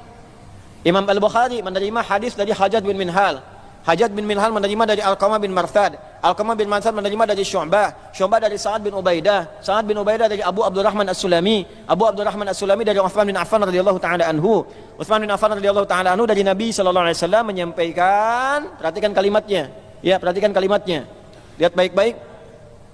Hadis yang paling populer tentang Al-Quran, khairukum man ta'allamal Qur'ana wa 'allamah. Itu ada di Al-Bukhari nomor hadis 5027. Sanadnya yang saya sebutkan tadi. Tiba-tiba putus di tengah, Syu'bah hilang misalnya, hilang 1. Atau Abu Abdurrahman As-Sulami hilang 2, itu mu'dal namanya. Nah, karena tidak ketemu, status hadis ditangguhkan, di hold dulu, dari sahih turun ke dhaif dulu. sampai didapatkan riwayat lain yang menerangkan atau menguatkan itu. Namanya syawahid. Kalau nggak ada syawahid, turun dhaif. Dhaifnya dibagi lagi nanti. Nanti yang paling parah 3, disebut 3M. Ya. Bukan mencuci tangan, ini bukan itu Covid itu. Ya, 3M itu ada munkar, matruk, maudhu', diingkari, ditinggalkan atau dihukumi palsu. 3 itu. Nah, kalau orang Syekh Hasim ini kan sudah ada sanad, makanya di awal pembuka kitabnya sanadnya dulu disebutkan. Ya. Saya dengan Syekh Ali Jum'ah dan dapat ijazah nanti di beberapa hadis itu ya, itu beliau ketika menuliskan buku sanadnya dulu. Sanad saya dari sipulan. Sanad ketiganya nyambung ke Syekh Yasin Al-Fadangi. Nah, ini beliau dibuka dengan sanad dulu. Sanad saya begini. Di Al-Bukhari ini, di Muslim ini, di Kutubus Sittah begini. Artinya ketika sudah paham itu, mengerti dan dapat ijazah. Ijazah itu dari kata ajaza yujizu, diberikan izin perkenanan mulai mengajar atau menyampaikan karena sudah mendapatkan talaki dari gurunya. Ya. Nah, beda dengan sekolah sekarang formal. Masuk titip absen, duduk paling belakang, duduk di kelas bangku deretan belakang. Ya, di dalam kelas penuh dengan obrolan gitu kan. Nah, itu ngobrol, melamun, mikirin macam-macam. Mau ujian besok minjem catatan teman gitu kan. Tiba-tiba dapat ijazah. Nah, ini dalam Islam tidak begitu. Dipastikan keluar dari guru dulu, didengarkan, disimak oleh guru, ditulis kemudian atau didengarkan hafalan di depannya. Begitu selesai guru mengatakan ajaztuka. Saya ijazahkan engkau dengan ini. Karena sudah dicek. Ya. Nah, balik ke sini kalau sudah dapat ijazah, maka boleh ini sanad disingkat, langsung dikenabikan. Ya, langsung sanadnya disingkat, langsung ke Nabi. Salah satu contohnya ini. Nah, kalau ngaji kita dapatkan begini, langsung dihukumi. Wah, ini nggak ada rawinya nih, dhaif. Dhaif palamu gitu kan. Ya. Ya, jadi ada yang bahaya itu. Saya lihat ada ngaji kitab Ihya, belum ngaji sudah nyimpulkan. Ngaji aja belum, lihat kitabnya aja belum, udah bilang dhaif katanya hadisnya tuh. Ya, di Ihya itu hadisnya 4848. Udah diklasifikasi, Al-Iraqi mengklasifikasikan yang dihukumi dhaif itu 30%-nya. Di 70%-nya itu sahih. Di 30 sampai 34 dhaifnya dipecah lagi. Mana yang afdhaliyatul amal, mana yang la aslalahu, dijelaskan lagi. Kenapa ada ini, kenapa ada itu, babnya apa, sampai begitu. Ini kita belum lihat sudah bilang dhaif. Nah, ini kan bahaya itu. Ya, maaf ya. Faqad ruwiya 'anin Nabi sallallahu alaihi wasallam, dan sungguh jangan pernah diragukan, pernah diriwayatkan dari Nabi sallallahu alaihi wasallam. Pakai kod, ingin menunjukkan bahwa Anda jangan ragu, saya sudah ada sanadnya ini. Ya, kod kan harfu taukid wa tahqiq. Taukid menguatkan, tahqiq menjamin. Anda jangan ragu, saya menegaskan, saya jamin saya punya sanad tentang riwayat ini. Nah, ngajinya begitu. Ya. Rawiya 'anin Nabi sallallahu alaihi wasallam, diriwayatkan dari Nabi sallallahu alaihi wasallam. Ini disebut riwayatnya, nanti disebutkan referensinya di At-Tirmidzi. Saya sudah cek, ini rawahu Tirmidzi, di At-Tirmidzi nomor hadis 2654. Rawinya dari Ka'ab bin Malik radhiyallahu taala anhu. Kan enggak disebut di sini. Kalau enggak disebut dilacak kan? Sampai ketemu ya. Nah, ini ada di At-Tirmidzi nomor hadis 2654. Yang ada kitabnya boleh tulis sampingnya 2654 At-Tirmidzi. Rawinya dari Ka'ab bin Malik. Karena ada 2 rawi. Rawi pertama Ka'ab bin Malik, rawi kedua Abu Hurairah. Yang Abu Hurairah ada di Abu Daud nomor hadis 3664, 3664. Ada di Ibnu Majah nomor hadis 260, 260. Ya, nanti perbedaan redaksinya di ujung, di akhir. Depannya sama, ujungnya berbeda. Ya. Yuk kita bacakan riwayatnya. Maksudnya untuk nambah referensi ya, antum tuliskan tuh. Yuk, karena kita sebentar lagi selesai. Bismillahirrahmanirrahim. Man talabal ilma, man ismun mausulun yadullu ala fardiyatil ammiyah. Huruf sambung konjungsi pada satu informasi, bentuknya tunggal, hukumnya umum. Siapapun, artikan begitu. Man siapapun. Ya, coba dialihkan dari terjemahan barang siapa. Kan suka ada terjemahan tuh ya, barang siapa tuh. Nah, saya agak kurang sepakat. Ya, karena sampai hari ini saya belum temukan tuh barang punya siapa tuh. Ya. Jadi lebih enak siapapun. Man siapapun, laki-laki, perempuan, besar, kecil, tua, muda. Hati-hati nih, hati-hati. Talabal ilma, yang menuntut ilmu, yang belajar. Jadi kalau kenapa diartikan menuntut ilmu? Supaya ilmunya sambil kita tuntut sampai dapat. Yang namanya nuntut kan sampai dapat. Jaksa penuntut nuntut sampai dapat, buktinya ada, ikhtiarnya ada, maksimal sampai ketemu. Nah, kenapa menggunakan tolaba kita tuntut? Karena lebih tinggi nilainya dibandingkan sekedar datang. Ya, jadi kalau kita mau belajar, tuntut sampai dapat betul ilmunya. Makanya sampai paham bahasa Qur'annya tafaqquh fiddin, sampai mengerti betul perihal agama itu. Masuk dengan keluar mesti beda. Anda belajar fikih sholat, jangan dulu pulang sebelum paham tuh. Kenapa takbirnya begini, kenapa tangannya seperti ini, kenapa yang dibaca Allahu Akbar, apa maknanya itu, apa hubungannya dengan praktikal hidup kita. Sudah paham baru keluar. Itu tolaba namanya. Jelas ya? Nah, jadi sering kita tulis menuntut ilmu, tapi saat praktek nggak dituntut. Ya, kalau nuntut nggak akan ngantuk antum. Man talabal ilma, siapa yang belajar menuntut ilmu, liyujariya bihil ulama, hanya untuk mendebat ulama. Hati-hati itu. Hanya untuk mendebat ulama, berbangga-bangga dengan di hadapan para ulama. Karena sifatnya tolaba, maka ada, ingat kalau Nabi sampaikan ini berarti kejadian.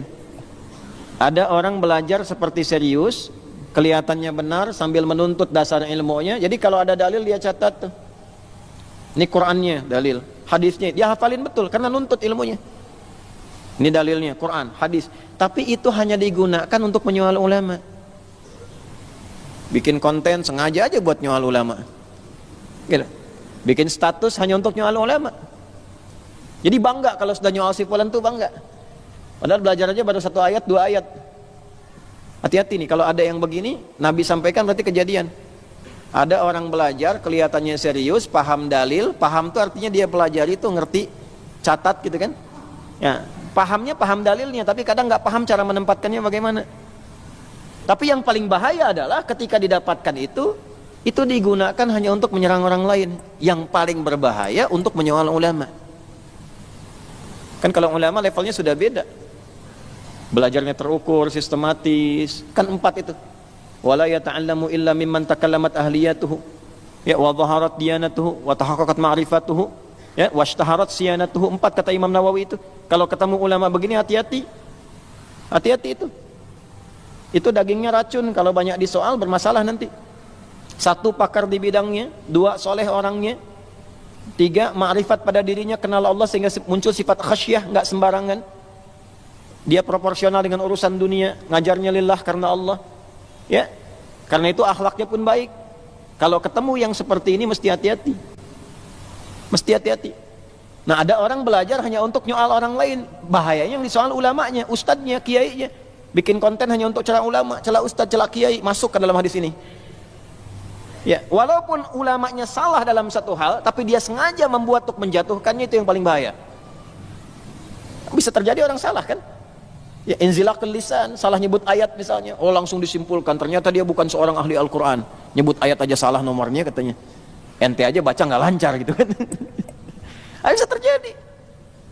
Iya, bisa terjadi gitu. Ya, coba kita cek ya terus. Au yumariya bihi sufaha, atau sengaja bertengkar dengan sesama orang bodoh. Sama-sama baru ngaji, udah perang dalil. Padahal sama-sama baru ngaji, baru hijrah. Baca Quran masih belum lancar, hafal juga tidak. Baru tahu ayat 1, hadis 1, guru ngajarin, buat dipraktekin, dipakai nyerang orang. Yang paling tidak menarik adalah bertengkar sesama para pelajar, ribut. Ya, perang komen. Makanya saya sering katakan kepada Anda semua, hati-hati, saya tidak akan mengakui murid-murid yang hanya menggunakan bahan pelajaran untuk mencela orang. Abaikan saja. Mencela yang sudah tercela itu buang-buang energi. Kita ngajar itu untuk memperbaiki diri kita. Kita belajar untuk membuat kita lebih dekat dengan Allah, bukan menjatuhkan orang lain. Ya, belum selesai hadisnya, sabar. Kemudian gurunya, au yasrifa bihi wujuhan nas, atau dia ngajar orientasinya hanya untuk memperbanyak murid supaya nggak ngaji lagi dengan orang lain, supaya fokus pada dirinya saja. Nah, ini kan tafsirnya di awal. Ini ada, ya, min jahin au malin au mukatharatin fil atba' wat talamid. Ada guru nanti yang kalau ngajar, kata Nabi itu ditafsir oleh Syekh Hashim, kalau ngajar itu supaya muridnya belajar dengan dia saja. Jangan belajar dengan orang lain. Supaya muridnya makin banyak, kagum pada dia, cuma ini yang dekat dengan Quran, cuma ini yang standarnya dengan sunnah, yang lain salah. Sampai menyimpulkan hati-hati dengan yang lain. Bisa terperangkap pada bid'ah, jauh dari Quran, jauh dari sunnah, dan menyimpulkan hanya itu yang Quran, yang sunnah. Ini bahaya. Sebab ketika salah memberikan fatwa, murid tidak punya referensi lain untuk dibenarkan. Ketika salah gurunya memberikan fatwa, murid tidak punya kesempatan memperbaiki karena menganggap yang lain salah semua. Coba Anda ngaji dengan guru Anda misalnya pakar di satu bidang, tapi belum tentu pakar di bidang lain. Pakar di bidang sejarah misalnya, di fikih belum tahu, memberikan hukum fikih salah, dan Anda yakin guru Anda benar, bahaya. Bahaya. Ya, misal ini ya, misal. Nih, tadi kita bicara wudu, rukun wudu ada berapa? 6. 1 niat, 4 yang pokok tambah tertib kan? 6 kan? Nah, lalu Anda misalnya samakan dengan tayamum. Oh, ini yang pokok sama kayak tayamum misalnya, wajah dengan tangan saja. Dan Anda itu muhibbin ke situ, senangnya ke situ, menyimpulkan itu, salah yang lain. Ya, atau disampaikan kalimatnya misalnya pendapat mayoritas ulama, jumhur ulama, padahal nggak ada satupun ulama bilang begitu misalnya, kan jadi masalah. Ya, tapi Anda yakin dengan itu dan Anda menganggap yang lain salah karena nggak sesuai dengan Quran dan Sunnah. Ketika Anda praktekkan, sholat Anda batal itu. Karena sudah gugur dari awal. Ya, benar secara praktek, tapi tidak sah secara hukum karena wudunya sudah salah. Walaupun Anda wudu dari mulai tangan dicuci, sunnah kumur-kumur sampai dengan kaki dibasuh, tertib dilakukan, tapi dengan keyakinan yang rukun cuma 2, ya, yang rukun cuma 2, itu salah. Karena amal dengan niat, innamal a'malu bin niat. Begitu Anda menyimpulkan demikian dan menganggap guru yang lain itu tidak tepat, inilah masalah. Nah, itu yang menjadikan saya selalu mengatakan bahwa jangan selalu menghukumi 1-2 guru karena kesalahan satu hal yang diperbuat. Dan saya selalu mengatakan belajar dengan guru lain, jangan terfokus pada saya. Di Al-Azhar aja kan banyak ustaz-ustaz ngajar di sini. Ada Ustaz Jamalul Lail, ada yang lain-lain, ada yang macam-macam ngajar, itu ikuti. Kalau tidak sepakat, tidak usah diambil. Tapi jangan mencela. Ya, sehingga ukhuwah kita enak. Ya, silakan ada ustaz-ustaz yang lain mengajar, ya. Ada yang di Ormas NU Muhammadiyah, ada yang Salafi, ada yang macam-macam. Yang baik-baik ambil, enggak sepakat tidak usah dicela. Ya, tinggalkan sudah yang tidak sepakatnya, hormati, doakan gurunya dalam kebaikan, sudah selesai. Jangan disibukkan pada yang tidak baik. Nah, kenapa kalau Anda terlalu terfokus termasuk kepada saya, terus saya salah dalam satu hal. Ya kan? Lalu Anda yakini betul, benar. Nah, ini bahaya. Ini bahaya. Ya, tetap harus ada pembanding. Tapi kalau gurunya sudah thiqah betulan, maka setiap yang disampaikan itu dalil sifatnya. Dalil itu maksudnya apa? Anda jangan tanya dalil lagi kalau baru belajar. Kadang guru-guru itu mempersingkat menyampaikan hukum karena sudah paham dalil. Anda yang baru belajar jangan tanya dalil kepada guru yang seperti ini. Itu nggak sopan. Ya, kalau sudah ada level guru menguasai bidang-bidang ini, sudah paham dalil, Anda datang jangan tanya dalil lagi. Ya, guru misalnya menyampaikan, salat malam boleh ya 2-2-2-2-1, atau nanti kalau mau masukkan ke witir 4-4-3 atau rakaat 11 atau 20. Witirnya 3-23 itu boleh dilakukan. Nyampe begini, Anda tanya, dalilnya apa Pak Kiai? Nah, itu nggak sopan. Nah, kecuali kalau ada orang baru belajar, Anda meragukan apa yang disampaikan, karena jarang ini ditampaikan, boleh tanya dalil. Nah, jelas ya? Nah, itulah gambaran-gambarannya. Nah, ini akan terjadi. Kenapa bengong ini? Nah, saya bacain hadis, situasi itu akan terjadi. Kalau terjadi, bagaimana menyikapinya? 1, niat karamahullah wajah, palingkan wajah dari yang nggak penting. Jangan mengaji untuk berselisih, mengaji untuk berdebat, ngaji untuk bertengkar. Guru-gurunya harus ikhlas. Datang 1, alhamdulillah. Datang 10, alhamdulillah. Banyak orang yang nggak ada bedanya dengan 1-2 orang.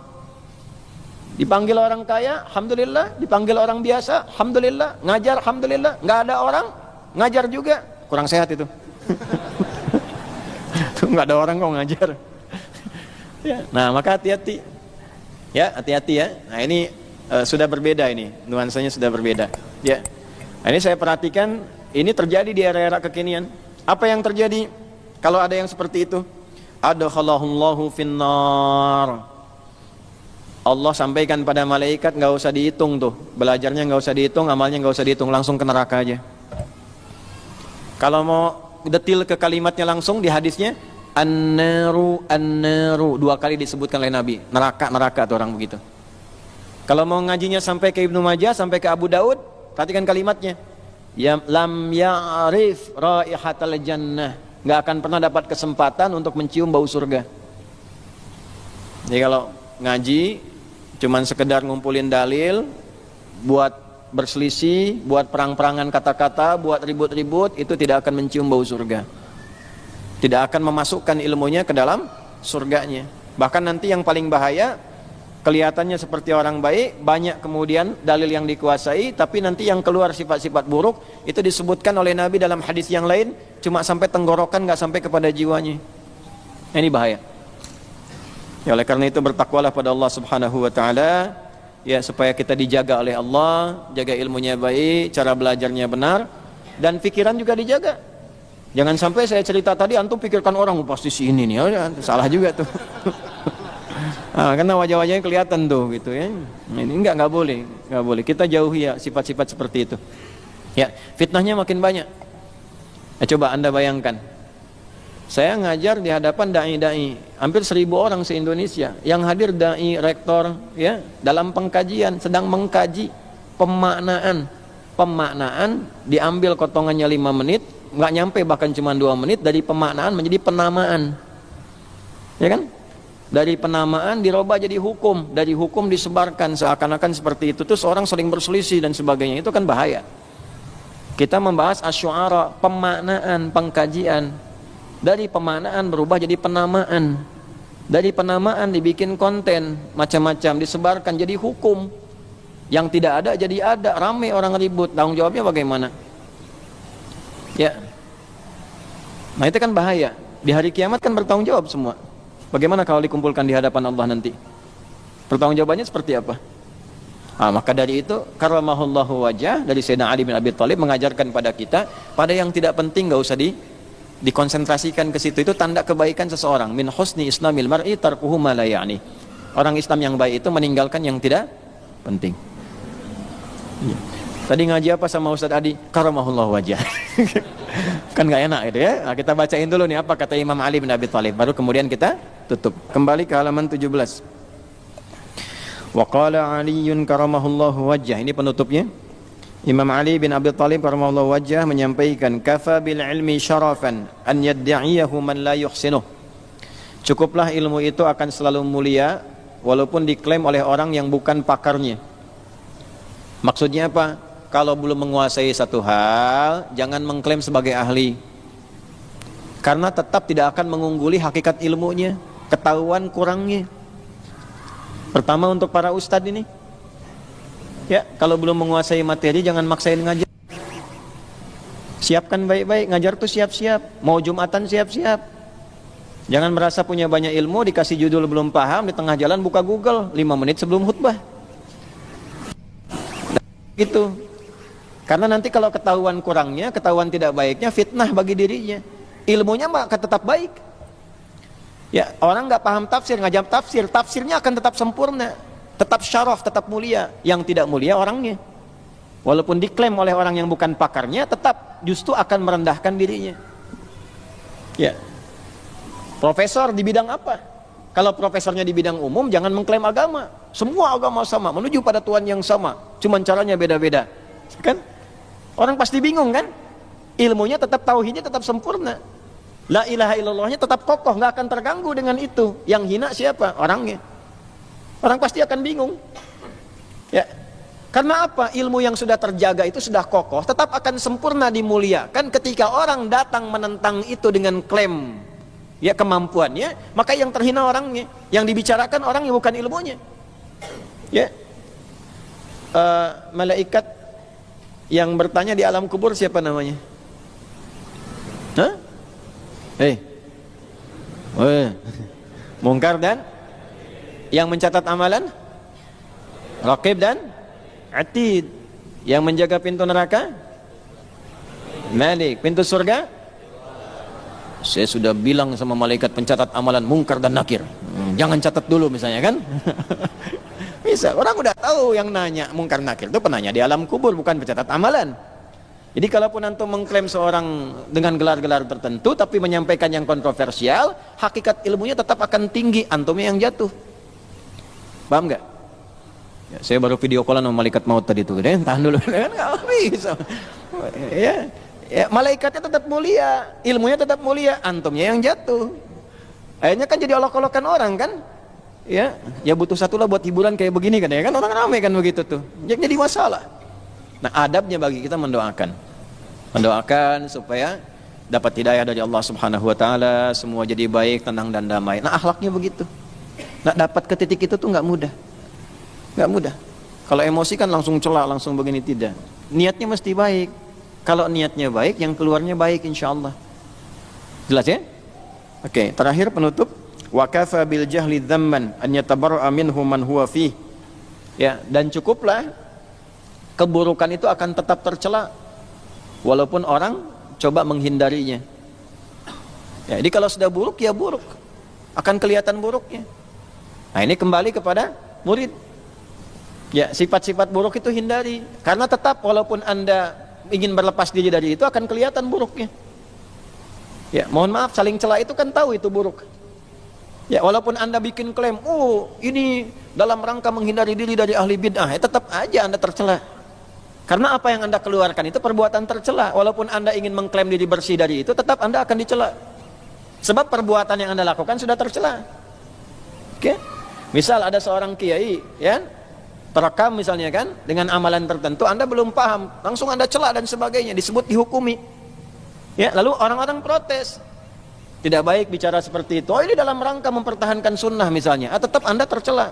Klaim Anda untuk bicara begitu tidak menghilangkan perbuatan tercela Anda. Itu maksudnya. Nah, jadi ini kalimat yang indah yang disampaikan menjadi sebuah hikmah bahwa kalau punya ilmu jangan merasa tinggi, kalau belum punya ilmu pun jangan mengklaim sesuatu seakan pakar di bidangnya atau menjadikan itu untuk merendahkan orang, karena tetap ilmu itu akan sempurna dengan keadaannya, hanya orang atau manusianya yang dituntut untuk memahaminya dengan baik dan menyampaikannya dengan mulia. Pun demikian bagi para penuntut ilmu, menjaga diri dari yang tidak mulia, dari yang merusak ilmu, itu bagian dari keutamaan yang menjaga dan meningkatkan pengetahuan untuk mudah diamalkan dalam kehidupan. Ini referensi yang kita dapatkan, sanad yang tersambung dari Nabi sallallahu alaihi wasallam, prakteknya dari Sayyidina Ali bin Abi Thalib, disampaikan sanad ketersambungannya sampai subuh ini dari kitabnya Syekh Hasim Irsyadus Sari. Dan kewajiban kita setelah belajar, insyaallah kita amalkan dalam kehidupan kita. Maka yang ingin kita akhiri untuk menutup, satu, mohon doakan kami, saya pribadi, supaya bisa mengamalkan apa yang saya sampaikan ini, karena tidak mudah. Ya, ini kan orang datang mau belajar banyak, itu jaga. Saya itu waktu Qaidul Mujahidin yang meninggal itu, fi asrina hadza, Syekh Ismail Haniyi, itu saya termasuk orang pertama yang dapat informasi itu sebelum tersebar di media. Langsung ke WA, diam, doa. Ada ya kesedihan, itu wajar, tapi kebahagiaan bahwa cita-cita beliau kan orang yang paling rutin baca ayat-ayat tentang bagaimana orang syahid itu gitu. Jadi sering bacakan Ali Imran ayat 169 sampai 171 itu, wala tahsabanna alladziina qutilu fi sabilillahi amwata bal ahya'un inda rabbihim yurzaqun, sampai saya dikirimin videonya dalam baca-baca itu. Itu dari dulu memang harapannya itu syahid baik. Keluarga kurang lebih 80 orang sudah meninggal duluan syahid, ya. Dan resikonya kan jadi pemimpin tertinggi di situ kan resikonya memang syahid. Resikonya itu. Jadi sudah tahu, karena itu mempersiapkan, termasuk bacaan ayat Quran yang dibaca pun itu. Ya, tapi hal pertama yang saya tanya akan kita pulang bagaimana? Anda bayangkan, di sini yang nggak kenal kan sholat gaib, nggak pernah ketemu, nggak pernah kenal, nggak pernah apa.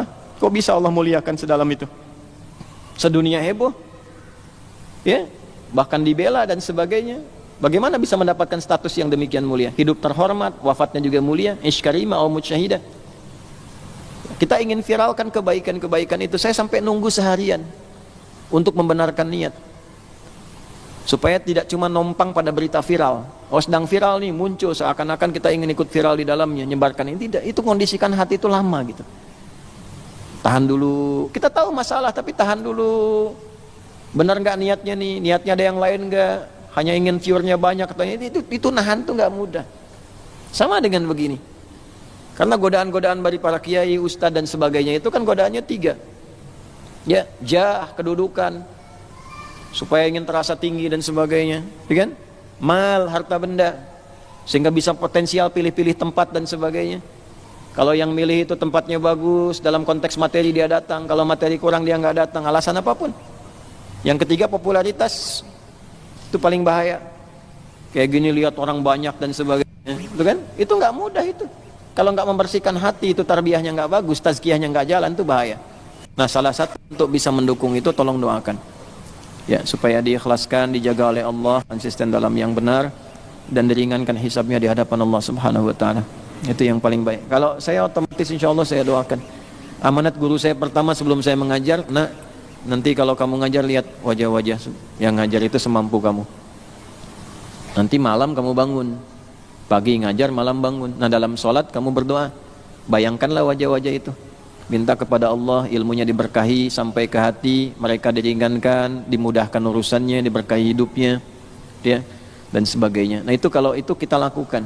Tapi tolong sebut ya nama kami ini supaya Allah menjaga dengan baik. Itu poin-poin yang paling utama. Supaya terjaga. Karena malu kita ngajar, musibah paling besar adalah ketika murid datang mengharap akhirat, guru datang mengharap dunia. Musibah paling besar.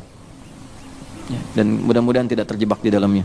Allahumma taqabbal minna innaka antas sami'ul alim wa tub 'alaina innaka antat tawwabur rahim.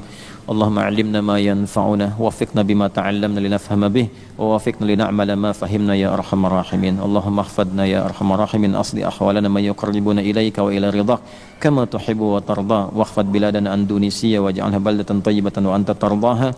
Rabbana atina fid dunya hasanah wa fil akhirati hasanah wa qina adzabannar. Wa sallallahu ala sayyidina Muhammad wa ala alihi wa sahbihi ajma'in wa akhiru da'wana subhanakallahumma rabbana wa bihamdika nashhadu an la ilaha illa anta nastaghfiruka wa natubu ilaik walhamdulillahi rabbil alamin.